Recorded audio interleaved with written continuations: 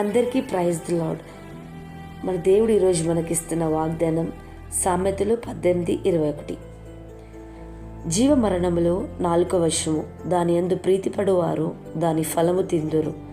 సామెతల పుస్తకం సొలొమోను రాసిన జ్ఞాన గ్రంథం. ఇది రోజువారీ జీవితంలో నీతి జ్ఞానం బోధిస్తుంది. ఈ అధ్యాయంలో మాటల శక్తి గురించి చాలా వచనాలున్నాయి. మాటలు సంబంధాలను బలపరచవచ్చు లేదా నాశనం చేయవచ్చు. ఇక్కడ జీవ మరణాలు అనేది హైపర్బోల్, అతిశయోక్తి. మాటలు ఆత్మీయంగా భావోద్వేగంగా సంబంధాల్లో జీవం ఇవ్వగలవు లేదా మరణం తెచ్చిపెట్టగలవు. మన మాటలు శక్తివంతమైనవి. ప్రేమ, ఎంకరేజ్మెంట్ మాటలు జీవం ఇస్తాయి. ఆత్మవిశ్వాసం, ఆనందం, బలం. కోపం, గద్దింపు, నింద మాటలు మరణం తీసుకొస్తాయి. దుఃఖం, విరోధం, గాయాలు.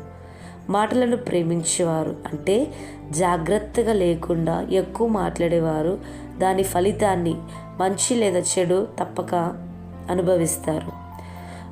మన నిజమైన జీవితంలో మనం చూసుకున్నట్టయితే ఒక అమ్మాయి తన స్నేహితురాలికి నువ్వు చాలా బాగుంటావు, నీలో గొప్ప టాలెంట్ ఉంది అని ఆమె ఆత్మవిశ్వాసం జీవం వస్తుంది. కానీ నువ్వేం చేయలేవు అంటే ఆత్మ గాయపడి మరణ భావన వస్తుంది.